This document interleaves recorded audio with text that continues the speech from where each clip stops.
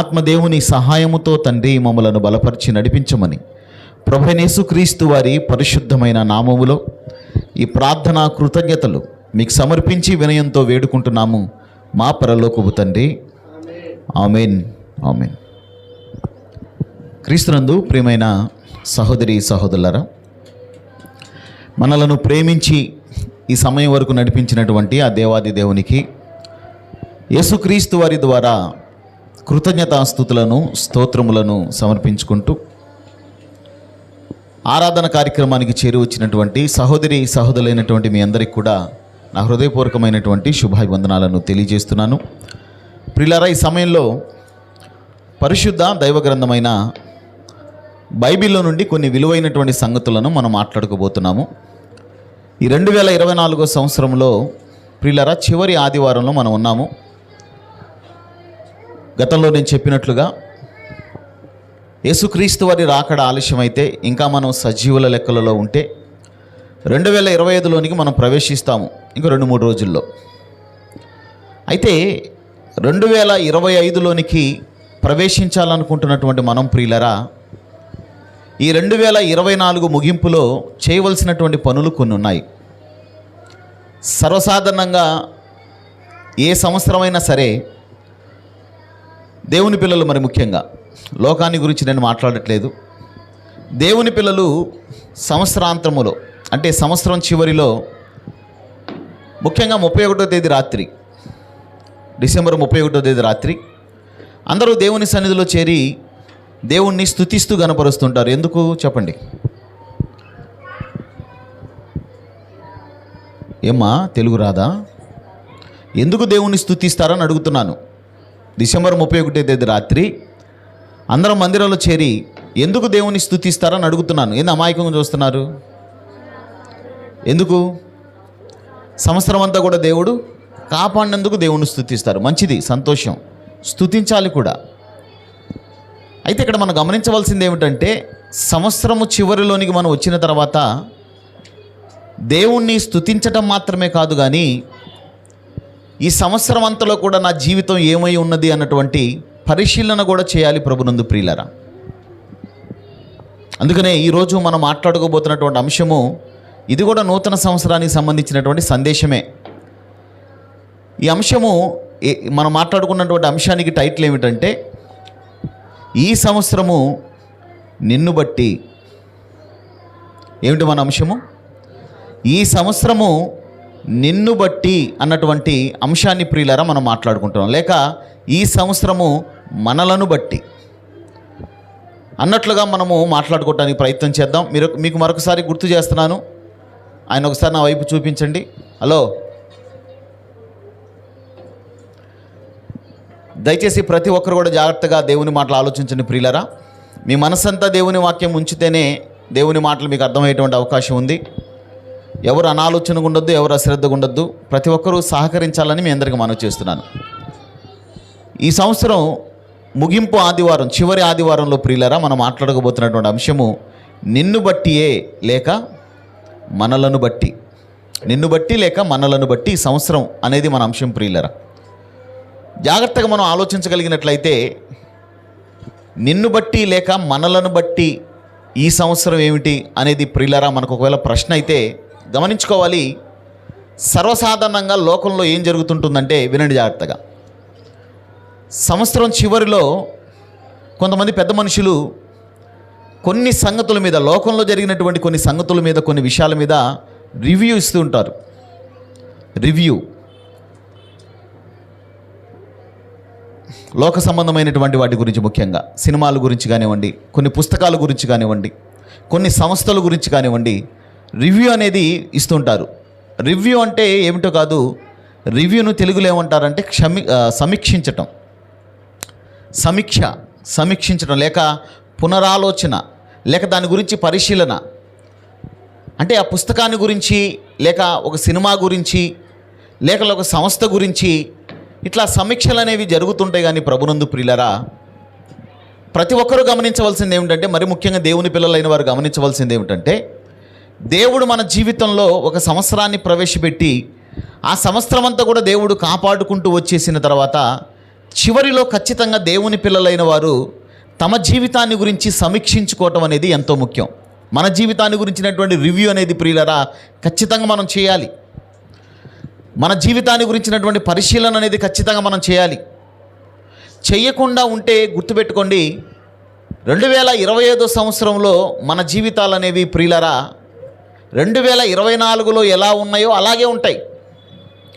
అంటే 2024లో ఒకవేళ మనం భక్తిగా బ్రతకలేదనుకోండి, గుర్తుపెట్టుకోండి, మనం భక్తిగా బ్రతకలేదనుకోండి 2025లోనూ కూడా మనం అలాగే ప్రవేశిస్తాం. అర్థమవుతుందండి? ఒకవేళ 2025లో భక్తిగానే బ్రతికాం, కానీ అయితే ఇంకా దేవుని కోసం ఏం చేయాలన్నటువంటి ఆలోచన లేకుండా ప్రియులారా ఒకవేళ మనం ఉన్నామనుకోండి, అలాంటి రివ్యూ మనం చేసుకోలేదనుకోండి, 2025లోకి ఎలా ప్రవేశిస్తామంటే అలాగే ప్రవేశిస్తాం. ఇంకా నా భక్తి విశ్వాస జీవితాన్ని బలపరుచుకోవాలి, ఇంకా నేను వృద్ధిలోనికి రావాలి, ఇంకా నా ద్వారా దేవునికి మహిమ రావాలి అన్నటువంటి ఆలోచనలు ప్రియులారా ఖచ్చితంగా మనం చేయాలి. చేయకపోతే 2025లోనికి అది అలా ప్రవేశిస్తాం అంతే. అయితే ఇక్కడ మనం గమనించవలసింది ఏమిటంటే, క్రీస్తునందు ప్రియులారా ఖచ్చితంగా మనల్ని గురించి మనం ఆలోచించుకోవాలి. నన్ను బట్టి ఈ సంవత్సరం అంతా కూడా ఏం జరిగింది అన్నటువంటి ఆలోచన, అన్నటువంటి ప్రశ్న ప్రియులారా ఖచ్చితంగా ఎవరికి వారు వేసుకోవాలి. అంటే నన్ను బట్టి ఏం జరిగిందంటే ఖచ్చితంగా దానికి వచ్చేటువంటి సమాధానం ఏమిటంటే, నన్ను బట్టి ఏం జరిగిందంటే దేవుని నామము మహిమపరచబడిందా లేక దేవుని నామానికి అవమానం కలిగిందా? మనల్ని బట్టి, నన్ను బట్టి, నిన్ను బట్టి ఈ 2024 సంవత్సరంలో దేవుని నామమునకు మహిమ వచ్చిందా లేక దేవుని నామానికి అవమానం వచ్చిందన్నటువంటి ఆ పరిశీలన, ఆ రివ్యూ అనేది ప్రభునందు ప్రియులరా ఖచ్చితంగా ఎవరికి వారు చేసుకోవాలి. బైబిల్ మనం ఆలోచిస్తున్నప్పుడు రోమీలకు రాసినటువంటి పత్రికలో ఒక మాట ఉంటుందండి. రోమీలకు రాసినటువంటి పత్రిక మనందరికీ తెలుసు. 2వ అధ్యాయం ఒకసారి చూద్దాం ప్రియులరా. 2వ అధ్యాయము రోమపత్రిక 2వ అధ్యాయము 24వ వచనాన్ని మనం చూడగలిగినట్లయితే, రోమపత్రిక 2వ అధ్యాయం 24వ వచనం, వ్రాయబడిన ప్రకారము మిమ్ములను బట్టియే కదా ఆ దేవుని నామము, అది వ్రాయబడిన ప్రకారము. ఎక్కడ వ్రాయబడింది ఏమిటనేది నేను తర్వాత మాట్లాడతాను. అయితే దేవుడు కొందరితో మాట్లాడుతున్నాడు ఇక్కడ. ఏమని? ఇదిగో మిమ్మలను బట్టియే నా నామము అన్యజనుల మధ్య దూషింపబడింది అని దేవుడు చెప్తున్నాడు. ప్రియులారా జాగ్రత్తగా ఆలోచించాలి. అంటే ఎవరిని బట్టో దేవుని నామం అంట అన్యజనుల మధ్య దూషింపబడిందంట. ఇంతకు ఎవరు వారని మనం ఆలోచించగలిగినట్లయితే ప్రియులారా 17వ వచనం నుండి కొన్ని మాటలు చూద్దాం. అదే రోమపత్రిక 2వ అధ్యాయము 17వ వచనం నుండి నేను చదువుతుంటాను, దయచేసి మీరు చూడండి. రోమపత్రిక 2వ అధ్యాయము 17వ వచనం నుండి, నీవు యూదుడవని పేరు పెట్టుకొని ధర్మశాస్త్రమును ఆశ్రయించి దేవుని యందు అతిశయపడుచున్నావు కావా? ఎవరి గురించి అండి మాట్లాడుతుంది? యూదులతో. ఎవరితో? యూదులతో, దేవుని ప్రజలని చెప్పుకుంటున్నటువంటి వారితో ఇక్కడ పౌలు గారు మాట్లాడుతూ, వాళ్ళని ఉద్దేశించి మాట్లాడుతూ ఆయన అంటున్నాడు, ఇదిగో నీవు యూదుడు అని పేరు పెట్టుకొని ధర్మశాస్త్రమును ఆశ్రయించి దేవుని యందు అతిశయపడుచున్నావు కావా అని చెబుతూ ఏమంటున్నాడు తర్వాత ఆయన చూద్దాం. ఆయన చిత్తమెరిగి ధర్మశాస్త్రమందు ఉపదేశము పొందినవాడవై శ్రేష్టమైన వాటిని మెచ్చుకొనుచున్నావు కావా? బాగుంది. యూదుడు అని పేరు పెట్టుకున్నాడు. యూదుడని పేరు పెట్టుకొని ధర్మశాస్త్రమును ఆశ్రయించి దేవుని యందు అతిశయపడుచున్నాడు. చాలా బాగుంది ప్రియులారా. క్రైస్తవులు కూడా ప్రభునందు అతిశయించాలని దేవుని వాక్యం మనకు చెప్తుంది. ఇక్కడ మనము యూదుల జీవితాన్ని మనం ఆలోచిస్తున్నప్పుడు పౌలు గారు మాట్లాడుతున్నటువంటి మాటలు బాగుంది, వాళ్ళ గురించి రివ్యూ బాగుంది, అది విషయం. తర్వాత ఆయన ఏమంటున్నాడు? 19వ వచనాన్ని చూద్దాం ప్రియులారా. జ్ఞాన సత్య స్వరూపమైన ధర్మశాస్త్రము గలవాడై ఉండి నేను గుడ్డివారికి త్రోవ చూపువాడను, చీకటిలో ఉండి వారికి వెలుగును, బుద్ధిహీనులకు శిక్షకుడును, బాలులకు ఉపాధ్యాయుడునై ఉన్నానని నీ అంతటా నీవే ధైర్యము వహించుకున్నావు కావా? బాగుంది, అంతా రివ్యూ బాగుంది. ఇక్కడ వరకు రివ్యూ బాగానుంది ప్రియులారా. తర్వాత ఏమంటున్నాడు ఆయన 21వ వచనంలో, ఎదుటివానికి బోధించు నీవు నీకు నీవే బోధించుకొనవా? అంటే యూదులని అతిశయిస్తున్నాడు దేవునిలో, ధర్మశాస్త్రాన్ని బట్టి పొందినటువంటి ఉపదేశాన్ని బట్టి ప్రియులరా ఆ మాటల్ని మెచ్చుకుంటున్నాడంట. ఆ ఉపదేశాన్ని. తర్వాత మనం ఆలోచించగలిగితే చీకటిలో ఉన్న వారికి వెలుగును, బుద్ధిహీనులకు శిక్షను, గుడ్డివారికి త్రోవ చూపేవాడిని అని ప్రభునందు ప్రియులారా తన గురించి తాను మెచ్చుకుంటున్నాడంట. అంత బాగానుంది. కానీ ఇక్కడ ఏం చేయలేకపోతున్నాడంటే ఆ వ్యక్తి, లేక ఆ వ్యక్తులు వాళ్ళు ఏం చేయలేకపోతున్నారంటే ఎదుటివారికి బోధిస్తున్నారు కానీ తమకు తాము బోధించుకోలేకపోతున్నారంట. క్రీస్తునందు ప్రియమైన దేవుని పిల్లలారా, జాగ్రత్తగా మనం ఆలోచించగలిగినట్లయితే అలా చెబుతూ ఇప్పుడు ఏమంటున్నాడు చూడండి, దొంగిలించవద్దని ప్రకటించు నీవు దొంగిలించేదవా, వ్యభిచరించవద్దని చెప్పు నీవు వ్యభిచరించేదవా, విగ్రహములను అసహించుకుని నీవు గుళ్ళను దోచెదవా, ధర్మశాస్త్రమందు అతిశయించి నీవు ధర్మశాస్త్రము మీరుట వలన దేవుణ్ణి అవమానపరిచేదవా అని చెప్పి వెంటనే అంటున్నటువంటి మాట, మిమ్ములను బట్టి దేవుని నామము అన్ని జనుల మధ్య దూషింపబడుతున్నది, లేక ఆ నామానికి అవమానం కలుగుతుంది. అంటే మీరు బాగా గమనించండి ప్రియులారా, 17వ వచనం నుండి మనం చూసుకుంటూ వస్తే వాళ్ళు చేసేదంతా బాగానే ఉంది అనిపిస్తుంది. వారి ఆలోచన, వారి నడక అంతా బాగానే ఉంది అనిపిస్తుంది. కానీ ప్రభునందు ప్రియులరా, వాస్తవానికి వాక్యపు వెలుగు దగ్గరకు తమ జీవితాన్ని తీసుకొచ్చినప్పుడు వాళ్ళు ఏమైపోతున్నారంటే ఫెయిల్ అయిపోతున్నారు. మనం కూడా చూడండి, మన సంగతి మనం ఆలోచిస్తే 17వ వచనంలో ఏముందో ఒకసారి మళ్ళీ చూసి మన దగ్గరకు వద్దాం. నువ్వు యూదుడు అని పేరు పెట్టుకొని, ఒక్క నిమిషం ఆగుదాం. వాళ్ళు ఏమని పేరు పెట్టుకున్నారంట? యూదులని పేరు పెట్టుకున్నారు. ఈరోజు మనం పెట్టుకున్న పేరేమిటో? మనం పెట్టుకున్న పేరేమిటి? క్రైస్తవులం. మనం పెట్టుకున్నటువంటి పేరేమిటంటే క్రైస్తవులం అని. మనం ఏమని పెట్టుకున్నాం? క్రైస్తవులం అని పేరు పెట్టుకున్నాము. అందుకనే చూడండి, క్రైస్తవులం అని పేరు పెట్టుకున్నటువంటి మనం ప్రియులరా, మన భక్తి విశ్వాస జీవితం అనేది యథార్థమైనదో కాదో, వాక్యానుసారమైనదో కాదో, దేవుడు అనుకున్న విధంగా ఉందో లేదో అన్నటువంటి విషయం ఎక్కడ తెలుస్తుందంటే వాక్యము దగ్గరకు వచ్చి మనల్ని మనం పరీక్షించుకున్నప్పుడు మాత్రమే తెలుస్తుంది అన్నటువంటి విషయాన్ని మనం గమనించుకోవాలి ప్రియులరా. వాక్యము దగ్గరకు వచ్చినప్పుడు, వాక్యపు వెలుగులలో ప్రియులరా మనల్ని మనం చూసుకున్నప్పుడు మాత్రమే మన భక్తి విశ్వాస జీవితం అనేది తెలుస్తుంది. అర్థమవుతుందండి? కానీ ఇక్కడ వాళ్ళు చేసేటువంటి పొరపాటు ఏదైతే ఉన్నదో ప్రభునందు ప్రియులారా మన జీవితంలో జరగకూడదు. సమాజంలో క్రైస్తవులుగా చలామణవుతూ దేవుని పిల్లలుగా విశ్వాసులుగా చెప్పుకుంటూ ప్రభునందు ప్రియులారా, తీరా వాక్యము దగ్గరకు వచ్చేసరికి వాక్యానికి తగినటువంటి క్రియలు లేకుండా వాక్యపు వెలుగులలో మన జీవితాలను చూసుకున్నప్పుడు ఫెయిల్ అయిపోవటం అనేది మంచి పద్ధతి కాదు అన్నటువంటి విషయాన్ని ఇక్కడ మనం గమనించుకోవాలి. దానివల్ల ఏం జరుగుతుందంటారా? దానివల్ల ఏం జరుగుతుందంటే దేవుని నామము అన్ని జనుల మధ్య దూషింపబడుతుంది.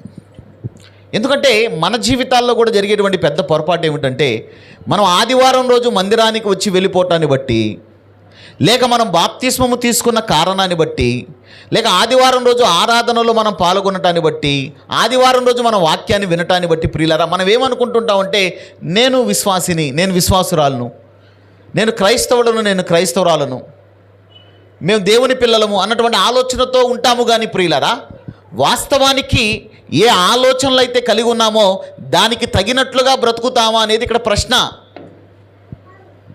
అర్థమవుతుందో లేదు మీకు? క్రైస్తవులం అనేటువంటి ఆలోచనతో బ్రతుకుతున్నాం, బాగానే ఉంది. విశ్వాసులం అన్నటువంటి ఆలోచనతో బ్రతుకుతున్నాం, బాగానే ఉంది. దేవుని పిల్లలం అన్నటువంటి ఆలోచనతో బ్రతుకుతున్నాం, బాగానే ఉంది. అయితే దానికి తగినటువంటి జీవితం అనేది ఉందా లేదా అనేది ప్రభునందు ప్రియులరా ఇక్కడ ఖచ్చితంగా ఎవరికి వారు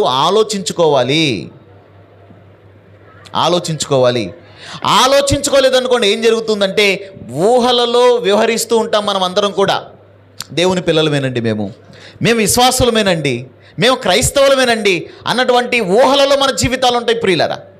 అందుకనే కొంతమంది అలాంటి పరిస్థితుల్లోనే ఉన్నారు ఇక్కడ. అందుకనే వాక్యము దగ్గరికి తీసుకొస్తున్నాడు పౌలు గారు వారి జీవితాలను.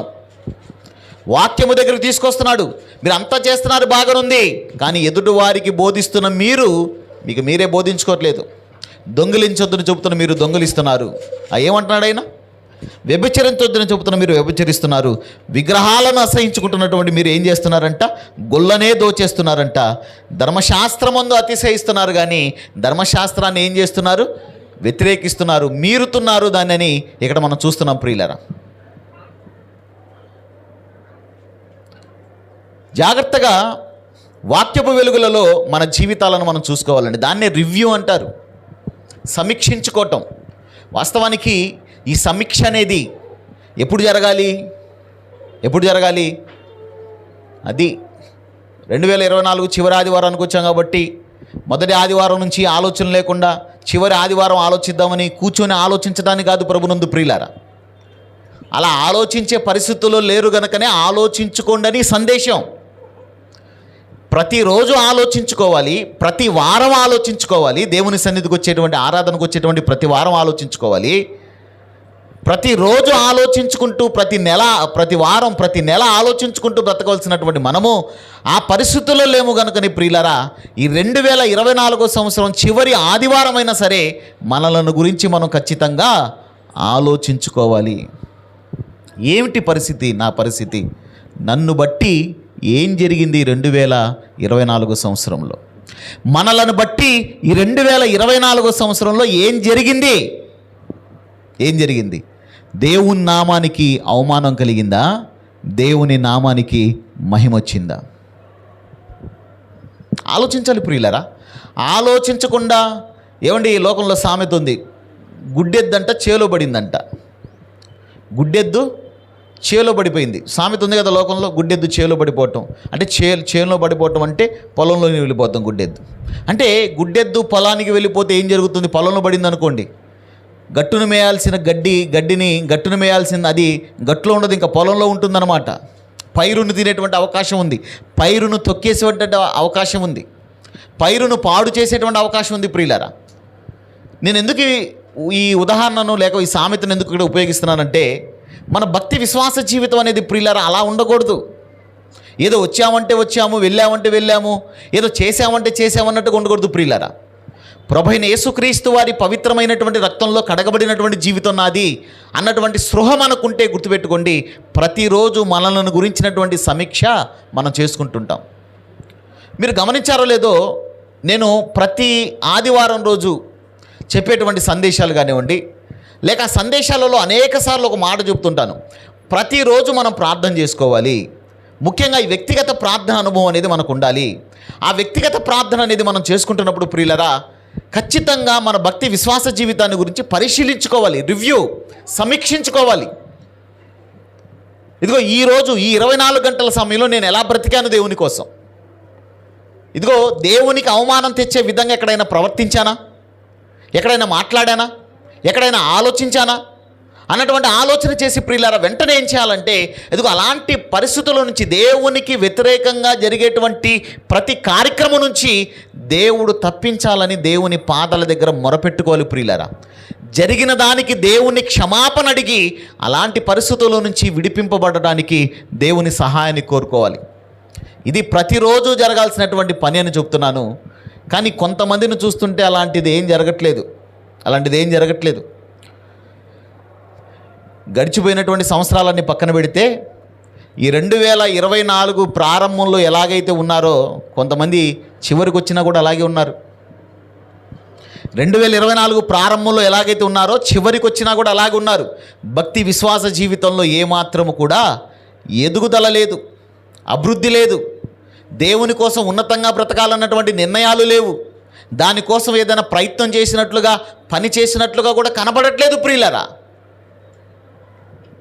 వస్తున్నాం వెళ్తున్నాం అంతే, వెళ్తున్నాము, వినాలనుకుంటే వింటాము, లేకపోతే లేదు. మన లోకంలో మనం వ్యవహరిస్తూ ఉంటాము. అలా కాకుండా నేను యేసుక్రీస్తు వారి రక్తంలో కడగబడ్డాను కదా, దేవుడు నన్ను ప్రేమించి మరొక సంవత్సరం నాకు ఆయన ఇచ్చాడంటే, పొడిగించాడంటే ఖచ్చితంగా దీని వెనక ఏదో కారణం ఉంది. మనకు తెలుసు, లూకా గారు రాసినటువంటి సువార్తలో ఒక ఉపమానం ఉంటుంది, తీకండి. ఒక వ్యక్తి ద్రాక్ష తోటలో అంజూరపు చెట్టును నాటించాడంట. తెలిసిన విషయాలే కనుక మీకు చెప్తున్నాను. 13వ అధ్యాయంలో ఉంటుంది సందర్భం, లూకా సువార్త 13లో ఉంటుంది. ద్రాక్ష తోటలో అంజూరపు చెట్టు నాటించాడంట. నాటించిన ఆ తోట యజమాని ఎవరైతే ఉన్నారో, ఆ అంజూరపు చెట్లకు ఫలాల కోసం ఆయన వెతుకుతున్నాడు అని మనం చూస్తాం. అక్కడ ఎంతకాలం ఎదురు చూశాడంటే 3 సంవత్సరాలు ఎదురు చూసినట్లుగా మనం చూస్తాం ప్రియులరా. 3 సంవత్సరాలు 3 కాలాలు అంటే సంవత్సరానికి 3 కాలాలు అంటే 3 సంవత్సరాలు, సంవత్సరానికి 3 కాలాలు చూస్తున్నా కూడా ప్రియులరా, ఏ కాలంలో కూడా అంజూరపు చెట్టుకు ఫలాలు వచ్చినట్లుగా మనం చూడట్లేదు. అక్కడ కాయలు, ఆకులు తప్ప కాయలు లేవు అక్కడ. ఇక్కడ మనం జాగ్రత్తగా ఆలోచించగలిగితే క్రీస్తునందు ప్రియమైన దేవుని పిల్లలారా, ఫలించవలసినటువంటి కాలంలో ఖచ్చితంగా ఏ చెట్టు అయినా సరే ఫలాలు ఇవ్వాలి. కానీ ఫలించేటువంటి సమయంలో ఫలాలు ఇవ్వకపోయినా కొన్ని చెట్లు ఉంటాయి, సీజన్ కాని సీజన్లో కాయలు ఇస్తూ ఉంటాయి. అకాలపు కాయలు అంటారు వాటిని. ఉదాహరణకు ఇదేం కాలం అమ్మా? చలికాలం, శీతాకాలం అంటారు దీన్ని, చలికాలం. వాస్తవానికి ఈ కాలంలో మామిడి పండ్లు ఉంటాయా అని అడుగుతున్నాను నేను. ఏ మామిడి పళ్ళు? అక్కడక్కడ పచ్చి మామిడి పళ్ళు కనిపిస్తాయి, దాని గురించి కాదు. బంగినపల్లి మామిడి పళ్ళు కనిపిస్తాయా? కనిపించవు. కానీ వచ్చాయి ఈ సీజన్లో. ఈ సీజన్లో వచ్చాయండి. వేసవి కాలంలో మాత్రమే మనం తినేటువంటి ఆ పసుపచ్చగా ఉండేటువంటి ఆ మామిడి పళ్ళు ఏవైతే ఉన్నాయో ఈ సీజన్లో వచ్చి ఉన్నాయి. ప్రస్తుతానికి ఇప్పుడు చలికాలంలో అమ్ముతున్నారు. తాటి ముంజలంటే ఏం గుర్తొస్తుంది మనకు? వేసవి కాలం, ఎండాకాలంగా గుర్తొస్తుంది మనకు. కానీ ఇప్పుడు తాటి ముంజలు అమ్ముతున్నారు. నేను ఎందుకు విషయాన్ని చెప్తున్నానంటే, వేసవి కాలంలో పండాల్సినటువంటి కాయలు ఒకవేళ వేసవి కాలంలో పండలేదేమో, శీతాకాలంలోన పండుతున్నాయి. నేను అది చెప్తుంది. దేవుని కోసం ఫలాలు ఇచ్చేటువంటి కాలం ఒకటి ఉంటుంది ప్రియులరా, అది దేవుడిచ్చినటువంటి ఆయుష్ కాలంలో. అయితే గుర్తుపెట్టుకోండి, సకాలంలో కానీ అకాలంలో కానీ ఖచ్చితంగా దేవునికి ఫలాలు ఇచ్చేటువంటి పరిస్థితి మన జీవితంలో ఉందని అడుగుతున్నాను. దేవునికి ఫలాలు ఇచ్చేటువంటి పరిస్థితి మన జీవితంలో ఉందా? ఒకసారి ఆలోచించుకోండి. 2024 ప్రారంభంలో ఎలాగున్నామో 2024 చివరికి వచ్చినా కూడా మన జీవితం అలాగే ఉంటే గుర్తుపెట్టుకోండి, మనలను బట్టి దేవుని నామమునకు అవమానమే కానీ దేవుని నామానికి మహిమ అయితే రాదు అన్నటువంటి వాస్తవాన్ని గుర్తుపెట్టుకోవాలి ప్రియులారా. మనల్ని బట్టి కాబట్టి 2024 సంవత్సరంలో మనలను బట్టి ఏం జరిగిందో ఒక్కసారి ఎవరికి వారు ప్రశ్నించుకోండి. మనల్ని బట్టి ఎవరైనా బలపడి దేవుని దగ్గరకు వచ్చారా? వింటున్నారా? ఈ 2024 సంవత్సరంలో ఎవరైనా సరే మనలను బట్టి బలపడి దేవుని దగ్గరకు వచ్చినటువంటి పరిస్థితులు ఉన్నాయా? బలహీనపడి మనల్ని బట్టి దేవునికి దూరమైనటువంటి పరిస్థితులు ఉన్నాయా అని అడుగుతున్నాను. మీరు ఎవరికి చెప్పమాకండి, మీకు తెలుసు ఏం జరిగిందో, ఏం జరుగుతుందో అనే విషయం నాకు తెలుసు, మీకు తెలుసు ప్రియులారా. నేను ఏమంటున్నానంటే, ఖచ్చితంగా ఈ 2024 సంవత్సరంలో మనల్ని బట్టి ఎవరైనా సరే దేవుని దగ్గరకు రావాలనుకున్నారా? మన భక్తి విశ్వాస జీవితమును బట్టి మనం ఎవరైనా సరే దేవుని దగ్గరకు రావటానికి మనం ఎక్కడైనా సరే కారణమయ్యామా అని అడుగుతున్నాను. మనల్ని బట్టి అంటే కారణం అవటం, మన వలన అవటం అంటే మన వలన, మనం కారణంగా మనల్ని బట్టి ఎవరైనా సరే ఈ 2024 సంవత్సరంలో దేవుని దగ్గరకు రావాలన్నటువంటి ప్రయత్నం చేశారా? లేక ఈ 2024 సంవత్సరంలో క్రీస్తునందు ప్రియులరా మనల్ని బట్టి రావాలనుకున్న వారు కూడా దేవుని దగ్గరకు రాకుండా ఆగిపోయారా అని ఒక్కసారి సూటిగా ఎవరికి వారు ప్రశ్నించుకోండి ప్రభునందు ప్రియులరా. క్రైస్తవులం అన్నటువంటి విషయాన్ని మర్చిపోకండి. ప్రభువైన యేసుక్రీస్తు వారి పవిత్రమైనటువంటి రక్తంలో కడగబడినటువంటి జీవితాలన్నటువంటి సత్యాన్ని మర్చిపోకండి ప్రియులారా. లోకంలో అందరూ బ్రతుకుతున్నట్లుగా క్రైస్తవుడు బ్రతకూడదు. క్రైస్తవ జీవితంలో నామకార్థం అన్నటువంటి మాటకు అర్థమే లేదన్నటువంటి విషయాన్ని గుర్తుపెట్టుకోవాలి, దానికి చోటే లేదన్నటువంటి విషయాన్ని గుర్తుపెట్టుకోవాలి. ఈ 2024 సంవత్సరంలో నన్ను బట్టి జరిగింది ఏమిటి? ఎవరైనా సరే నా వలన, నేను కారణంగా దేవుని దగ్గరకు వద్దామన్నటువంటి ప్రయత్నం చేశారా? ప్రశ్నించండి ఒకసారి. లేక మన కారణాన్ని బట్టి, మనల్ని బట్టి, మనల వలన ఎవరైనా సరే దేవుని దగ్గరకు రావాలనుకున్న వారు కూడా ఆగిపోయారా? ఒకసారి ఆలోచించండి ప్రియులారా. నేను ఖచ్చితంగా చెప్పగలుగుతానండి, మనలను బట్టి రావాలని ఎవరు కూడా ఆలోచన చేయరు. ఎందుకంటే మన జీవితాలు బాగలేవు. ఖచ్చితంగా రావాలనుకున్న వారు కూడా ఏం చేస్తుంటారు చెప్పంటారా? ఏం వెళ్తాంలేండి, ప్రభుని నమ్ముకొని బాప్తిస్మం తీసుకొని ఆదివారం రోజు మందిరానికి వెళ్తూ ఆరాధన చేస్తూ దేవుడు గొప్పవాడని, స్తుతి అని, స్తోత్రం అని, ప్రార్థనని, వాక్యం అని, విశ్వాసమని ఇలాంటి మాటలు మాట్లాడేవారే బాగోలేకపోతే ఇంకా మేము వెళ్ళి ఏం చేస్తాము అన్నటువంటి ఆలోచన ఖచ్చితంగా చేస్తారు ప్రభునందు ప్రియులారా మనల్ని బట్టి. ఎందుకంటే ఏం బాగలేవు మన జీవితాలు. కుటుంబాలలో ఇంకా మారని భర్తలు ఉన్నారు కదా, నిజంగా ఈ 2025 సంవత్సరంలో మీ భర్త మిమ్మల్ని బట్టి దేవుని సన్నిధికి వచ్చేటువంటి అవకాశం ఉందా? కుటుంబాల్లో మారని భార్యలు ఉన్నారు కదా, ఇదిగో మిమ్మల్ని బట్టి మీ వలన ఈ 2025 సంవత్సరం రాబోతున్నటువంటి సంవత్సరంలో దేవుని సన్నిధికి వద్దామన్నటువంటి ఆలోచన, అలాంటి మనసేమైన వారికి కలిగిందా అని అడుగుతున్నాను ప్రియులారా. ఎందుకంటే ఒక సంవత్సరము కాలం అంటే చిన్న కాలం కాదు, గుర్తుపెట్టుకోండి. 365 రోజులు ప్రియులారా. ఏమంటే ఈ 365 రోజుల్లో ఎక్కడ కూడా మన విశ్వాసాన్ని బట్టి, మన భక్తిని బట్టి వారిలో దేవుని దగ్గరికి వెళ్దామన్నటువంటి ఆలోచన కలిగించలేకపోయామా? అలా వెళ్ళి మందిరంలో కూర్చున్నామండి, ఆదివారం అయినా సరే ఒక గంట సేపు అన్నటువంటి ఆలోచన కలిగించలేకపోయామా? అలా కలిగించలేకపోతే ఏమిటి మన భక్తి అంటున్నాను నేను? ఎందుకు మన విశ్వాసము? ఎందుకు మన విశ్వాస జీవితము? ఎందుకు మనం క్రైస్తవులమని చెప్పుకోవటం? నేను ఎందుకండి క్రైస్తవులమని చెప్పుకోవటం మనం? ఎందుకు ఆదివారం రోజు ఆరాధనకు రావటం మనం? ఎవరిని ఉద్ధరించడానికి, ఎవరి కన్నీళ్లు తుడవడానికి ప్రభునందు ప్రియులారా. 365 రోజులు అయిపోయాయంటే ఇంకా మన కుటుంబాలలో, మన చుట్టూ ఉన్న వారిలో అవిశ్వాసులైన వారు మన వాళ్ళే, మళ్ళీ బయట వాళ్ళు కాదు. ఏమిటి దేవుడు అంటే పడని వారు, దేవుడు అంటే గిట్టని వారు, దేవునికి దూరంగా ఉన్న వారి గురించి నేను మాట్లాడట్లేదు. మన చుట్టుపక్కల ఉంటారు, చెబితే వినేవారు, దేవుడు అంటే ఇష్టం ఉన్నవారు, ప్రభు అంటే ఇష్టం ఉన్నవారు, వాక్యం అంటే మక్కువ ఉన్నవారు, ప్రార్థన చేయించుకోవాలనుకునేవారు, దేవుని సన్నిధికి రావాలనుకునేవారు. అలాంటి వారిలో ఒక్కరైనా సరే మనల్ని బట్టి దేవుని సన్నిధికి వెళ్దామన్నటువంటి ఆలోచన ఈ 365 రోజులలో మనం చేయలేకపోయామంటే క్రీస్తునందు ప్రియులారా, ఏ భక్తి అండి మనం చేసేది? అసలు మంది విశ్వాసమేనా? నామకార్థ జీవితం, నామకార్థ జీవితం, నామకార్థ జీవితం. క్రైస్తవులమని పిలువబడుతున్నాం కాబట్టి దేవుని సన్నిధికి వెళ్ళాలి, క్రైస్తవులమని పిలువబడుతున్నాం కాబట్టి ఆరాధనకు రావాలి, బాప్తిస్మం తీసుకున్నాం కాబట్టి మా కర్మ కాలిపోయింది అన్నట్లుగా ప్రియులారా ఆదివారం రోజు మందిరానికి వచ్చి వెళ్ళిపోతే మనల్ని బట్టి దేవుని దగ్గరికి వచ్చేవాళ్ళు ఎవరని అడుగుతున్నాను నేను. ఎవరు అడుగుతారు ప్రభునందు ప్రియమైన దేవుని పిల్లలారా? ఒక వ్యక్తి దేవుని కోసం బ్రతుకుతుంటే, దేవుని కోసం బ్రతుకుతున్నటువంటి వ్యక్తిని బట్టి ఏం జరగాలి చెప్పమంటారా? వేరే వాళ్ళకు ఆశీర్వాదం రావాలి ప్రభునందు ప్రియమైన దేవుని పిల్లలారా. వేరే వారి జీవితాలకు మేలు కలగాలి, వేరే వారి జీవితాలకు వృద్ధి కలగాలి. ఆత్మీయంగా మాట్లాడుతున్నాను నేను. ఒక క్రైస్తవుడు లోకంలో జీవిస్తున్నాడంటే, కుటుంబంలో ఒక వ్యక్తి ఉన్నాడంటే ఖచ్చితంగా ఆ వ్యక్తిని బట్టి మిగిలిన వారందరూ కూడా ఆశీర్వాదం రావాలి, మిగిలిన వారి మీదకి ఆత్మ సంబంధమైనటువంటి ఆశీర్వాదం. ఆ వ్యక్తులు ఆలోచించాలి దేవుని గురించి, ఆ వ్యక్తులు దేవుని దగ్గరికి వెళ్ళాలన్నటువంటి ఆ మనసు అనేది వారికి కలగాలి. చూడండి ఒకసారి ఆదికాండం చూడండి ఒకసారి. ఆదికాండం, అందరూ బైబిల్ చూడండి ప్రియులారా. ఆదికాండము 26వ అధ్యాయము,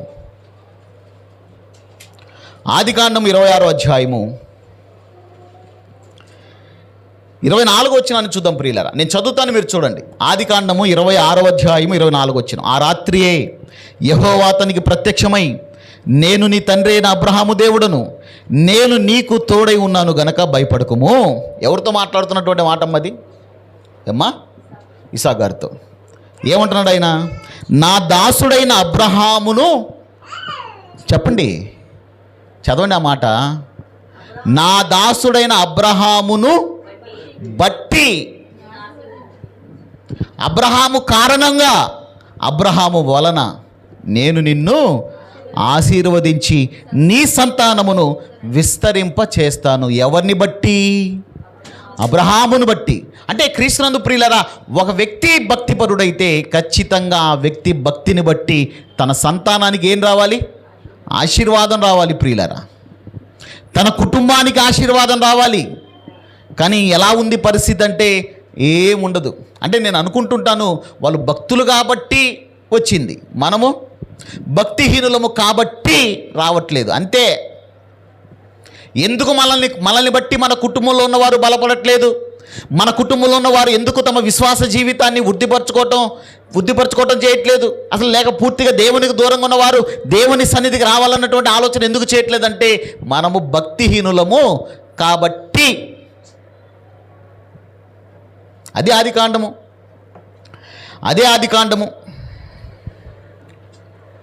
చూద్దాం ఒకసారి. 30వ అధ్యాయము ఆదికాండం 30వ అధ్యాయము 27వ వచనాన్ని చూద్దాం ప్రియులారా. ఆదికాండం 30వ అధ్యాయము 27వ వచనం. అందుకు లాబాను అతనితో నీ కటాక్షము నా మీద ఉన్న ఎడల నా మాట విను. ఎవరితో మాట్లాడుతున్నాడమ్మా? లాబాను మాట్లాడుతున్నాడు. ఎవరితో? యాకోబు గారితో. ఏమంటున్నాడు? నిన్ను బట్టి యెహోవా నన్ను ఆశీర్వదించును. అమ్మా, ఎవరిని బట్టి ఎవరు ఆశీర్వదింపబడాలి? దేవుని పిల్లలను బట్టి దేవుని పిల్లలు కాని వారు ఆశీర్వదింపబడాలి. ఎవరిని బట్టి ఎవరు బలపడాలి? దేవుని పిల్లలను బట్టి ఎవరైతే బలహీనులుగా ఉన్నారో వాళ్ళు బలపడాలి. ఎవరిని బట్టి ఎవరు దేవుని మహిమపరచాలంటే క్రైస్తవులమైనటువంటి మనలను బట్టి ప్రియులరా, క్రైస్తవులు కాని వారు కూడా దేవుని మహిమపరచాలి. నేను అంటున్నాను, అలాంటి జీవితం మనకుందా? నేను అంటున్నాను, 2020లో ఏమైంది, 2021లో ఏమైంది, 2022లో ఏమైంది, 2023లో ఏమైంది అని తీసేసేయండి. ఇదిగో 24, ఇంకా 24లోనే ఉన్నాము, ఇంకా 24లోనే ఉన్నాము, 24 చివరిలో ఉన్నాము. వినండి దయచేసి, 24 చివరిలోనే ఉన్నాం ప్రభునందు ప్రియులరా. నేను అంటున్నాను, ఈ 360 రోజులు సుమారు అయిపోయాయి కదా. ఈ 360 రోజులు సుమారుగా గడిచిపోయినా ఏ ఒక్కరైనా సరే క్రైస్తవులమైనటువంటి మనల్ని బట్టి ప్రభువైన యేసుక్రీస్తు వారి పవిత్రమైన రక్తంలో కడగబడ్డామన్నటువంటి ఒక ట్యాగ్ మనకుంది కదా, ఆ ట్యాగ్ను బట్టి ఎవరైనా సరే దేవుని దగ్గరకు వద్దామన్నటువంటి ఆలోచన చేశారా? కనీసం ఎవరైనా సరే మన కుటుంబంలో ఉన్న వారినండి, భర్త కానీ, భార్య కానీ, పిల్లలు కానీ, తల్లిదండ్రులు కానీ నా కోసం ప్రార్థన చేయమని ఎవరైనా సరే మనల్ని అడిగారని అడుగుతున్నాను నేను. ఎవరైనా అడిగారా? అంటే నా కోసం ప్రార్థన చేయమని మనల్ని అడిగేటువంటి పరిస్థితుల్లో కూడా లేదంటే ప్రభునందు ప్రియులారా, ఎంత దౌర్భాగ్యమైనటువంటి స్థితిలో మన భక్తి జీవితం ఉందో ఒకసారి ఆలోచించుకోండి. మీరు అనుకోవచ్చు, వస్తున్నాము కదండి ఆదివారం అని. ఆదివారం మీరు రావటం కాదు, ప్రపంచమంతా వస్తుంది ప్రభు పాదాల దగ్గరకు. వచ్చి వెళ్ళిపోవటం వలన ఉపయోగం లేదు. వచ్చి వెళ్ళిపోవటం వల్ల ఉపయోగం లేదు. ధర్మశాస్త్రం వినువారు దేవుని దృష్టికి నీతిమంతులు కాదు. ఎవరు నీతిమంతులు అంటే ఎవరైతే దేవుని మాటలు విని ఆ మాటలకు లోబడతారో వారే నీతిమంతులు. మరి 2024 సంవత్సరంలో ఇప్పటి వరకు క్రీస్తునందు ప్రియులరా మనం విన్నటువంటి ప్రసంగాలు ఎన్ని మనం లోబడింది ఎంత అని అడుగుతున్నాను. లోబడకపోతే మన జీవితాలలో అభివృద్ధి ఉండదు. లోబడకపోతే మన జీవితాలకు వెలుగుండదు. లోబడకపోతే మనం ఇతరులకు మాదిరిగా అస్సలు ఉండలేమన్నటువంటి వాస్తవాన్ని మనం గమనించుకోవాలి ప్రియులరా. అందుకనే మారని భర్తలు ఎలా ఉన్నారో తెలుసా? అలాగే ఉన్నారు. మారని భార్యలు ఎలా ఉన్నారో తెలుసా? అలాగే ఉన్నారు. మారని తల్లిదండ్రులు అలాగే ఉన్నారు. మారని బిడ్డలు అలాగే ఉన్నారు. ఇక బంధువులు, స్నేహితులు, ఇరుగుపొరుగు వారి గురించి అయితే ఎంత తక్కువ మాట్లాడుకుంటే అంత మంచిది. మన వాళ్ళే, రక్త సంబంధికులే, తోడబుట్టిన వారే, కట్టుకున్న వారే ప్రభునందు ప్రియులారా, కడుపును పుట్టిన వారే మనలను బట్టి దేవుని కోసం బ్రతకాలన్నటువంటి ఆలోచన చేయకపోతే ఇంకా బయట ఉన్నవాడు ఏం చేస్తాడండి? బయట ఉన్న వాళ్ళు ఏం చేస్తారు ఇక మన గురించి? క్రీస్తునందు ప్రియులారా, భూమి మీద మనం బ్రతుకుతున్నటువంటి బ్రతుకును బట్టే గుర్తుపెట్టుకోండి, దేవుని నామానికి మహిమ వస్తుంది. అంత మాత్రమే కాదు, ఎవరైనా సరే దేవుని దగ్గరికి రావటానికి అవకాశం ఉంటుంది ప్రియులారా.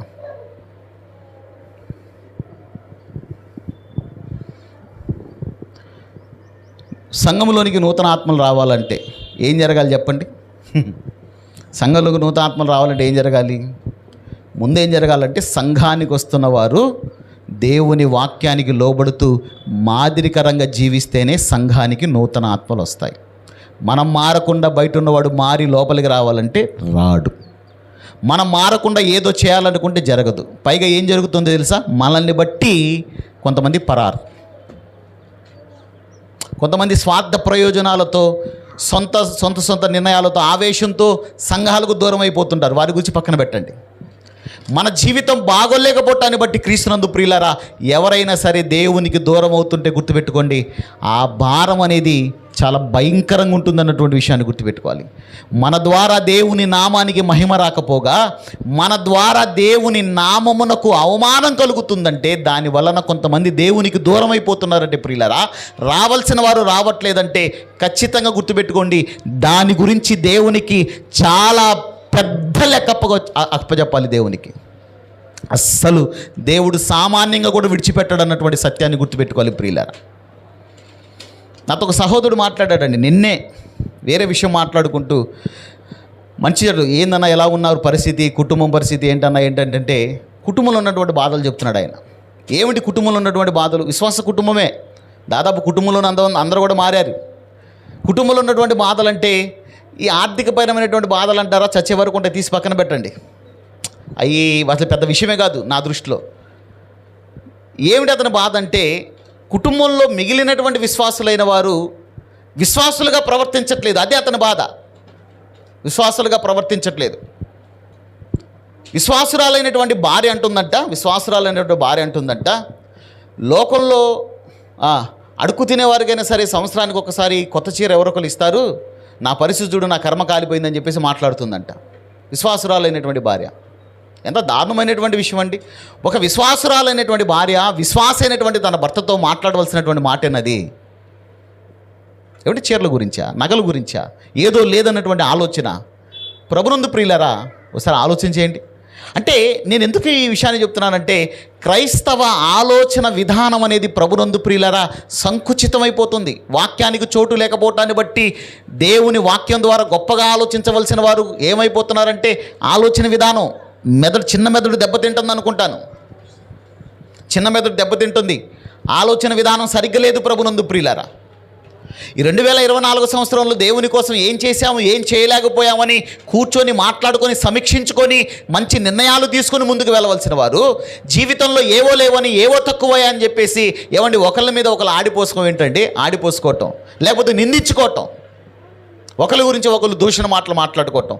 క్రీస్తునందు ప్రియమైన దేవుని పిల్లలారా, ఏమిటి మన పరిస్థితి? ఎంత దారుణమైనటువంటి పరిస్థితి అండి. నేను కొన్ని విషయాలు వింటుంటానండి. నేను బయట వారి గురించి మాట్లాడట్లేదు. దయచేసి బయట ఉన్నవారు ఎవరైనా ఈ వాక్యం వింటుంటే మైకుల ద్వారా, మీ గురించి కాదండి, హలో, మీ గురించి కాదు, నేను క్రైస్తవులైన వారి గురించి నేను మాట్లాడుతున్నాను. నేను వింటుంటాను, ఏమని వింటుంటానంటే, ఏమండి మొన్న వాళ్ళ ఆయనండి ఆమెని భలే కుట్టాడండి. ఇంతకు ఎవరు ఆమె? లోకస్తురాలా, క్రైస్తవురాలైనటువంటి ఆమెను భర్త ఎందుకు కొట్టాడు? భర్త తాగుబోతు, ప్రార్థనకు వెళ్ళటం నచ్చదు. బాగా వినండి, ముగిస్తాను, అయిపోయింది.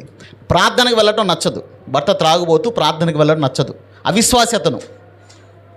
కాబట్టి ఈమె ప్రార్థనా పరురాలు కాబట్టి భర్త వద్దన్నా కూడా ప్రార్థనకు వెళ్తుంది, ప్రార్థన చేసుకుంటుంది. కాబట్టి ఏం చేశాడంటే కొట్టాడు. సూపర్ రీజన్ అండి అది. ఎందుకంటే నా నిమిత్తం మీరు హింసించబడతారు. ఇదిగో మీరు దేవుని కోసం బ్రతకటాన్ని బట్టి హింసించబడతారు, నిందలు అనుభవిస్తారు, అబద్ధపు మాటలు మీ మీద మాట్లాడతారు. మీరు ఏం చేయకపోయినా ఓకే, దేవుడు వాక్యం ద్వారా చెప్పాడు కాబట్టి జరుగుతుంది. కానీ ఆ కారణాలు కాకుండా భర్త ఫుల్గా కోటింగ్ ఇచ్చాడు అనుకోండి. ఏ కారణాలు బట్టి? భర్త ఏదన్నాడు, అవిశ్వాసం ఏదన్నాడు, అతను ఒకటంటే తిరిగి 4 అన్నాం మనం. 4 అంటే ఊరుకుంటాడా? అవిశ్వాసి ఊరుకుంటాడండి? ఏమంటే విశ్వాసులైన వారికే, క్రైస్తవులైన వారికే రెచ్చగొడుతుంటే కోపం వస్తుందా లేదా చెప్పండి? ఎందుకంటే మనిషే కాబట్టి ఎవరైనా రెచ్చగొడుతూ మాట్లాడారనుకోండి, చెప్తున్న మాట వినట్లేదు అనుకోండి, పదే రిపీట్ చేస్తున్నారు అనుకోండి, ఏం జరిగిద్ది? బీపీ వచ్చిద్ది. రివర్స్ అవుతారా లేదా? ఖచ్చితంగా ఎంత అణుచుకొని ఉండాలన్నా అయిద్ది. కానీ ఒక అవిశ్వాసి దగ్గర ఒక క్రైస్తవురాలైనటువంటి భార్య ఎలా మాట్లాడాలి, ఎలా ప్రవర్తించాలి అడుగుతున్నాను. నువ్వు ఒకటంటే నేను 4 అంటానంటే 4 ఇస్తాడంతే. నేను ఎందుకు విషయాన్ని చెప్తున్నాను చెప్పంటారా? నేను ఎందుకు విషయాన్ని చెప్తున్నానంటే, ఒక క్రైస్తవురాలై ఉండి నువ్వు భర్త చేత తన్నులు తింటున్నావంటే సిగ్గుండా నీకు అని అడుగుతున్నాను నేను. ఏ కారణాన్ని బట్టి? అతను ఒకటంటే నువ్వు 4 అంటావా? భర్త అంటే లెక్క లేకుండా మాట్లాడతావా? తల్లిదండ్రులు అంటే లెక్కలేదా నీకు? అత్తమామలంటే లెక్కలేదా నీకు? దాన్ని బట్టి తన్నులు తింటావా? సిగ్గుందా నీకు? అలాగే తల్లిదండ్రుల దగ్గర దెబ్బలు తినేవాళ్ళు క్రైస్తవులుగా చెప్పుకుంటూ ఆదివారం రోజు ఆరాధనకు వస్తూ ప్రభు బలలో చేయవేస్తూ ఎందుకు తింటున్నారు? మీరు తల్లిదండ్రుల దగ్గర దెబ్బలు ఎందుకు తింటున్నారు? మిమ్మల్ని ప్రార్థనకు వెళ్ళొద్దని వారు అవిశ్వాసులై ఉండి మిమ్మల్ని ఆటంకపరుస్తున్నందుక? మంచిది. దేవుని కోసం మీరు బ్రతుకుతుంటే మీకు శ్రమలు వస్తున్నాయి, హింసలు వస్తున్నాయి, బాగానుంది. ఆ కారణాన్ని బట్టి కాకుండా ప్రభునందు ప్రియులారా, మన ప్రవర్తన బాగాలేక క్రైస్తవులుగా ప్రవర్తించవలసినటువంటి మనము అలాంటి ప్రవర్తన లేకపోవటాన్ని బట్టి మనం తిట్టులు తింటున్నామన్నా, దెబ్బలు తింటున్నామంటే ప్రభునందు ప్రియులారా, నేను అంటున్నాను, సిగ్గుండాలి అంటున్నాను నేను. సిగ్గుండాలి. ఏం నేర్చుకుంటున్నారు దేవుని సన్నిధికి వచ్చి? బైబిల్ గ్రంథంలో ఉండే మాటలు వింటూ ఏం నేర్చుకుంటున్నారు? దేవుడు చెప్పింది ఎంతవరకు పాటిస్తున్నారు ప్రభునందు ప్రియమైన దేవుని పిల్లలారా? ఏం జరుగుతుంది నిన్ను బట్టి, నీ కుటుంబంలో ఏం జరుగుతుంది, నీ చుట్టుపక్కల ఏం జరుగుతుంది అన్నటువంటి ఆ పరిశీలన లేకపోతే మన ద్వారా దేవుని నామానికి మహిమ అనేదే రాదు. ప్రభునందు ప్రియమైన దేవుని పిల్లలారా, మహిమ అనేదే రాదు. ఎలాగుంది పరిస్థితి అంటున్నాను, సూటిగా ప్రశ్నించుకోండి. 2024 చివరి దినాల్లో ఉన్నాం ప్రభునందు ప్రియులారా. అనుకోవచ్చు ఇంకా 2-3 రోజుల్లో కొత్త సంవత్సరం వచ్చేసిందని చెప్పేసి. నేను అంటున్నాను, ఒకవేళ దేవుడు 2024లో నుంచి 25లోనికి వెళ్ళే ముందుగానే మన చీటీ చించేస్తే ఏమిటి పరిస్థితి అంటున్నాను. నువ్వు నాకొద్దు, నీ వల్ల నేను విసిగిపోయాను, నీ భక్తి జీవితం బాగలేదు, నీ వ్యక్తిగత జీవితం బాగలేదు, నీ ప్రవర్తనే బాగలేదు, నీ ద్వారా నామానికి మహిమ రావాల్సింది పోగా భయంకరమైనటువంటి అవమానం కలుగుతుంది, నువ్వు వద్దు అని చెప్పేసి దేవుడు మన విషయం అనుకుంటే ప్రభునందు ప్రియులారా ఏమిటి మన పరిస్థితి అనుకుంటున్నాను? ఏమిటి మన పరిస్థితి? కాబట్టి దేవుని దగ్గర వేషాలు వేయకూడదు చెప్తున్నానండి. దేవుని దగ్గర నాటకాలు ఆడకూడదు ప్రభునందు ప్రియులారా. ఏమండి, ఒకవేళ పొరపాటున దేవుని కోసం బ్రతుకుతున్నప్పుడు ఒక పొరపాటు జరిగితే ఏమండి, ఆ జరిగినటువంటి పొరపాటు అనేది, ఆ తప్పు అనేది మనల్ని ఏం చేస్తుండాలంటే చంపేస్తూ ఉండాలి. అయ్యో నేను ఎందుకు చేశాను ఈ పని అన్నటువంటి తీవ్రమైనటువంటి పశ్చాత్తాపం మనకు ఉండాలి ప్రభునందు ప్రియులారా. దాన్ని బట్టి మన హృదయంలో భయంకరమైనటువంటి వేదన రావాలి, మన హృదయం అనేది విరిగి నలిగిపోవాలి. అలాంటి తప్పు జరగకూడదు అన్నటువంటి ఆలోచన మనకు కలగాలి ప్రియులారా. అలా కాకుండా తప్పు మీద తప్పు, తప్పు మీద తప్పు, తప్పు మీద తప్పు, తప్పు మీద తప్పు, ఏ మాత్రం భయం భక్తి లేకుండా దేవునికి వ్యతిరేకంగా వెళ్ళిపోతే క్రీస్తునందు ప్రియులారా దేవుని నామానికి అవమానం. దేవుడు ఊరుకోడు. మన విషయంలో దేవుడు సహించటం మానుకుంటే, దేవుడు మరొక అవకాశం ఇవ్వద్దు అని ఒకవేళ అనుకుంటే ప్రియులారా మన అడ్రస్ గల్నత్ అయిపోతుంది. గుర్తుపెట్టుకోండి, చాలా భయంకరమైనటువంటి పరిస్థితుల్లోనికి మనం వెళ్ళిపోతాం. చాలా ప్రమాదం ఉంది ప్రభునందు ప్రియులారా. ఏమన్నాడంటే, ఒకరోజు దేవుని ప్రజలైనటువంటి యూదులతో పౌలు గారు అంటున్నారు, మిమ్మలను బట్టి ఏం జరుగుతుందంట, దేవుని నామము అన్ని జనుల మధ్య దూషింపబడుతుందని ఏమన్నాడమ్మా? ఒకసారి వాక్యం చదవండి. రోమపత్రిక 2వ అధ్యాయము, రోమపత్రిక 2వ అధ్యాయము 24 వచనం. రోమపత్రిక 2వ అధ్యాయం 24 వచనం. వ్రాయబడిన ప్రకారము ఎలా అంట? వ్రాయబడిన ప్రకారము మిమ్మలను బట్టియే దేవుని నామం అన్ని జనుల మధ్య దూషింపబడుతుంది. వ్రాయబడిన ప్రకారం ఎక్కడ రాయబడింది? ఎక్కడ రాయబడిందంటే ఎహెచ్కేలు గ్రంథం. చూద్దాం ఒకసారి ఎక్కడ రాయబడిందో. అంటే ఎహెచ్కేలు గ్రంథంలో కూడా కొంతమంది మనకు కనిపిస్తుంటారు, వాళ్ళని బట్టి దేవుని నామం అనేది అవమానపరచడం అనేది. ఆ విషయాన్ని పౌలు గారు జ్ఞాపకం చేసుకుంటున్నారు. అదిగో మిమ్మల్ని బట్టి దేవుని నామము అవమానపరచబడింది, ఒకరోజు రాయబడింది. ఇదిగో ఒకప్పుడు కొంతమంది అలా ప్రవర్తించారు, ఇప్పుడు మీరు అలాగే ప్రవర్తిస్తున్నారు, జాగ్రత్త అన్నటువంటి హెచ్చరిక ప్రభునందు ప్రియులారా. ఎహెచ్కేలు గ్రంథము చూద్దాం అందరూ కూడా. 36వ అధ్యాయాన్ని దయచేసి చూడండి.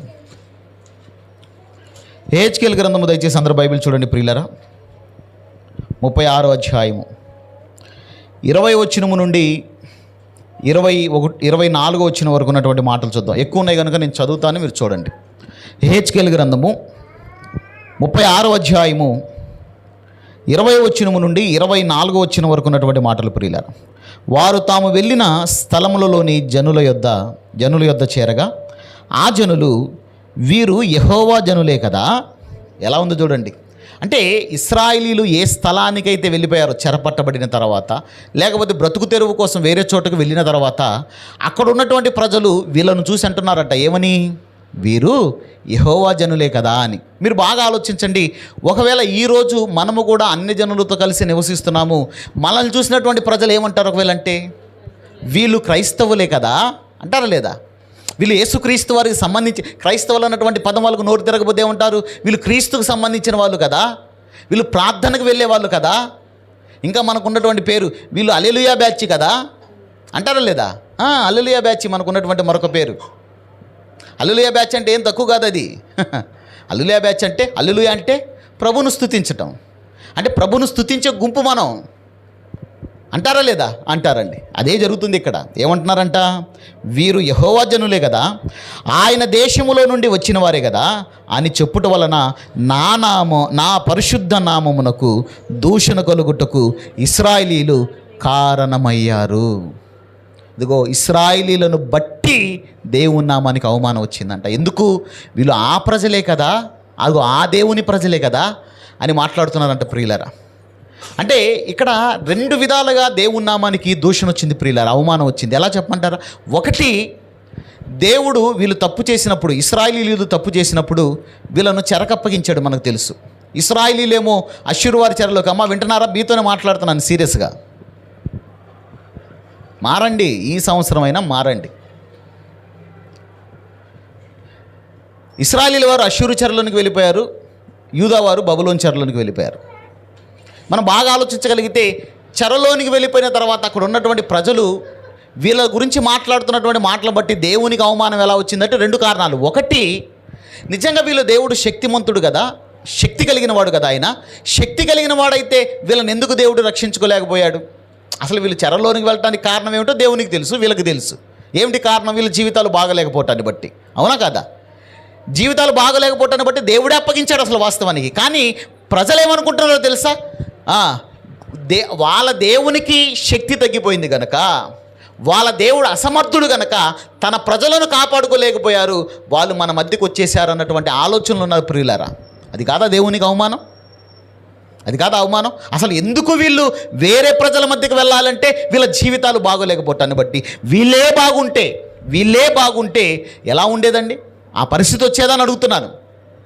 ఇదో కారణం అయితే, రెండో కారణం ఏమిటి అంటే, ఇతర జనుల మధ్య బ్రతికేవారు ఎలా బ్రతకాలి? దేవుని ప్రజలన్నట్టుగానే బ్రతకాలి. కానీ ఎలా బ్రతుకుతున్నారు? అలా బ్రతకట్లేదు. అందుకనే ఏం జరుగుతుందంటే దేవుని పరిశుద్ధ నామమునకు దూషణ వస్తుంది. 21వ వచనం, కాగా ఇశ్రాయేలీయులు పోయిన ఎల్ల చోట్లను నా పరిశుద్ధ నామమును దూషణ కలుగగా నేను చూచి నా నామం విషయమై చింతపడి తినంటున్నాడండి. ఎంత దారుణం ప్రభునందు ప్రియులరా! నా నామానికి అవమానం కలగటం మాత్రమే కాక, నా నామమునకు మహిమ రావటం కాక, నా నామమునకు కలిగే అవమానాన్ని బట్టి దేవుడు అంటున్నాడు నేను చింతిస్తున్నాను అంటున్నాడు ఆయన. ఎంత బాధ కలిగించేటువంటి విషయం ప్రియులరా! ఎందుకు? వీళ్ళు ఏ చోటుకి వెళ్తే ఆ చోటులో దేవుని నామానికి అవమానం కలిగించేటువంటి పనులే ప్రభునందు ప్రియులారా. తర్వాత 22వ వచనం, కాబట్టి ఇశ్రాయేలీయులకి ఈ మాట ప్రకటన చేయము. ప్రభుయగు యెహోవా సెలవిచ్చినదేమనగా, ఇశ్రాయేలులారా, మీ నిమిత్తము కాదు కానీ అన్యజనులలో మీ చేత దూషణ నొందిన నా పరిశుద్ధ నామము నిమిత్తము నేను చేయబోవు దానిని చేయుదును. ఏమంటున్నాడమ్మా? బాగుంది ఈ మాట, మీరు మనసు పెట్టి ఆలోచించాలి. ఇదిగో నా నామానికి అవమానం కలుగుతుంది కనుక, నా పరిశుద్ధత అనేది భంగం కలుగుతుంది కనుక, కాబట్టి నేను ఒక పని చేయాలనుకుంటున్నాను. ఏమిటా పని అంటే, మిమ్మల్ని బట్టి చేయట్లేదు. ఎందుకంటే మీవి మారని జీవితాలు, మీవి లోబడాలన్నటువంటి హృదయాలు మీవి, మిమ్మల్ని బట్టి చేయట్లేదు. ఇదిగో నా నామము నిమిత్తము నేను చేస్తున్నాను. నా నామానికి పరిశుద్ధ కలగటం కొరకు నేను చేస్తున్నటువంటి పని ఏమిటంటే, చూడండి 23వ వచనం, అన్ని జనుల మధ్య మీరు దూషించిన నా నామము, నా ఘనమైన నామమును నేను పరిశుద్ధపరచుదును. వారి ఎదుట మీ యందు నేను నన్ను పరిశుద్ధపరచుకొనగా నేను ప్రభుయగు యెహోవానని వారు తెలుసుకుందురు. ఇదే ప్రభుయగు యెహోవా వాక్కు. నేను నా నామాన్ని నేను పరిశుద్ధపరచుకుంటాను. క్రీస్తునందు ప్రియమైన దేవుని పిల్లారా, ఆయన మనల్ని ఎందుకుంది? ఒకవేళ ఇక్కడ ఈ స్థానంలో దేవుని ప్రజలుగా ఉన్నటువంటి వారు, ఇది పాత నిబంధనలు రాయబడినటువంటి సందర్భం కనుక ఇశ్రాయేలీయులకు యూదులు కానీ ఒకవేళ మనం అనుకుంటే, ఈరోజు క్రైస్తవులమైనటువంటి మనం ఆలోచిద్దాం. ఎలా ఉంది మన పరిస్థితి? అదే ఇంతవరకు మాట్లాడింది అదే. కుటుంబంలో ఎలా ఉంది కుటుంబంలో మన పరిస్థితి ఎలా ఉంది? మనల్ని బట్టి దేవుని దగ్గరకు వచ్చేటువంటి పరిస్థితి, మనల్ని బట్టి దేవునికి దూరంగా వెళ్ళిపోయేటువంటి పరిస్థితి. పనిచేసే దగ్గర ఎలా ఉన్నాం? చదువుకునే దగ్గర ఎలా ఉన్నాం? ఏమండి, పనిచేసే దగ్గర ఎలా ఉన్నాము? చదువుకునే వాళ్ళ దగ్గర ఎలా ఉన్నాము? ప్రభునందు ప్రియులారా, ఏమండి, మనం అంటే తెలియనటువంటి ప్రజల మధ్యకి వెళ్ళినప్పుడు అక్కడ ఎలా ఉంటున్నాం ఒకసారి గమనించుకోవాలి ప్రియులారా. అక్కడ ఎలా ఉంటున్నాం? ఎలా ఉంది మన జీవితం? రివ్యూ చేసుకోకపోతే, సమీక్షించుకోకపోతే ప్రభునందు ప్రియులారా, మార్పు అనేది రావటం చాలా కష్టం. ఏమండి, దేవుని నామానికి మనం మహిమ తీసుకురావాలండి. మన ద్వారా దేవుని నామం గణపరచబడాలి. లోకమంతా కూడా ఆయన గురించి ఆయనని గణపరచడానికి, ఆయన గొప్పతనాన్ని తెలుసుకోవడానికి మనమంట ఎలా బ్రతకాలి? వెలుగు సంబంధులుగా బ్రతకాలి అని దేవుని వాక్యం చెబుతుంది. కానీ ఆ పని మనం చేయకపోయేసరికి దేవుడు ఏం చేస్తున్నాడంట? తన నామమునకు తానే పరిశుద్ధత కలుగు చేసుకునటానికి, తానే మహిమ తీసుకొచ్చడానికి పని చేస్తున్నాడంట. ఆయన చేసిన పని ఏమిటో చెప్పంటారా? ఇశ్రాయేలీలను చెరలో నుంచి మళ్ళీ విడిపిస్తున్నాడు ఆయన. ఇశ్రాయేలీయులను, యూదులను, చెరలోకి వెళ్ళిపోయిన వారిని ఆయన విడిపిస్తున్నాడు. ఆ కార్యక్రమం వాళ్ళు బాగాలేకపోయినా గుర్తుపెట్టుకోండి, వాళ్ళు చెరలోకి వెళ్ళిపోయిన తర్వాత అందరూ బాగుపడిపోయారని అందుకనే దేవుడు విడిపించాడని కాదు. అక్కడ వారి జీవితాలు బాగాలేకపోయినా దేవుడు ఏం చేస్తున్నాడు? తన నామ ఘనత కోసం వారిని చెరలో నుంచి విడిపిస్తున్నాడు. ప్రియులారా, అదే 24 వచ్చిన చెప్తుంటాడు ఆయన. నేను చదువుతాను చూడండి. నేను అన్ని జనులలో నుండి మిమ్మల్ని తోడుకొని ఆయా దేశములో నుండి సమకూర్చి మీ స్వదేశంలోనికి మిమ్మల్ని రప్పించుదును. 25 వచ్చిన మీ అపవిత్ర యావత్తు పోవునట్లు నేను మీ మీద శుద్ధ జలము చల్లుదును, మీ విగ్రహముల వలన మీకు కలిగిన అపవిత్ర అంతయు తీసివేసేదును అంటున్నాడు ప్రభునందు ప్రియులారా. మీరు జాగ్రత్తగా ఆలోచించగలిగినట్లయితే ఏమండి, ఒకవేళ దేవుడు మన విషయమై ఈ ఆలోచన లేకుండా పోతే విసిగిపోయి, ఎందుకంటే 2020 నుంచే మాట్లాడుకున్నాం. 2020లో మన జీవితం బాగలేకపోయినా 2021 ఇచ్చాడు, 2021లో బాగలేకపోయినా 22 ఇచ్చాడు, 22 బాగలేకపోయినా 23 ఇచ్చాడు, 23 బాగలేకపోయినా 24 ఇచ్చాడు, ఇంకా 24 ఉంది చివరి రోజులకు వచ్చి అంటున్నాను. ఆయనే చేస్తున్నాడు, మనల్ని శుద్ధి చేస్తున్నాడు, ఆయన అవకాశాలు ఇస్తున్నాడు దానికోసం బ్రతకడానికి. దీర్ఘశాంతం కలిగి ఉన్నాడు, సహిస్తున్నాడు ప్రభునందు ప్రియమైన దేవుని పిల్లారా. నేను అంటున్నాను, దాన్ని చాతకానితనంగా తీసుకోవద్దంటున్నాను నేను. ఇప్పటికైనా సరే 2024లో ఒక క్రైస్తవునిగా, ఒక క్రైస్తవురాలిగా మనం బ్రతకకపోయి ఉంటే, మనల్ని బట్టి దేవుని నామానికి అవమానం కలిగి ఉంటే ప్రభునందు ప్రియులారా, ఇదిగోండి రాబోతున్నటువంటి 2025 సంవత్సరంలో అయినా సరే దేవుని కోసం ఒక నమ్మకమైనటువంటి జీవితాన్ని జీవిస్తానని మాటివ్వాలి ప్రభునందు ప్రియులారా ప్రతి ఒక్కరు. ఖచ్చితంగా ఆ రోజు ఇశ్రాయేలు ప్రమేయం లేకుండానే దేవుడు వారి జీవితాలు బాగలేకపోయినా చెరలో నుంచి దేవుడు బయటికి తీసుకుని వచ్చాడు.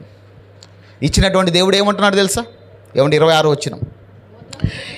వచ్చిన నూతన హృదయము మీకు ఇచ్చేదను, నూతన స్వభావం మీకు కలుగు చేసేదను, రాతి గుండె మీలోండి తీసివేసి మాంసపు గుండెనిచ్చేదను. ప్రభునందు ప్రియమైన దేవుని పిల్లలారా, ఏమిస్తాడంట?